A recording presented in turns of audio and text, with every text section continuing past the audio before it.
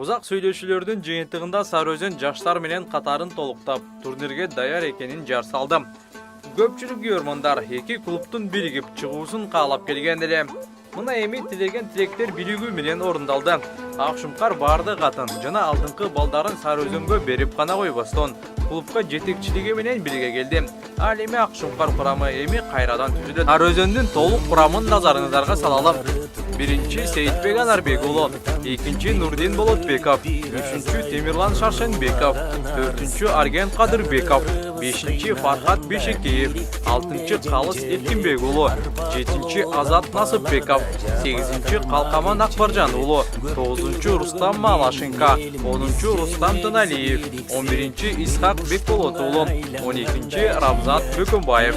Буга чейин эле белгилүү болгондой команда ысык көлдө машыгып жаткан. Кечеги машыгууларга байкоо салсак, Фархат Бешекеев Чорный деген аргымакта, Арген Кадырбеков Даранды, ал эми Калкаман Акбаржан уулу Мырзат торуну минип жатат.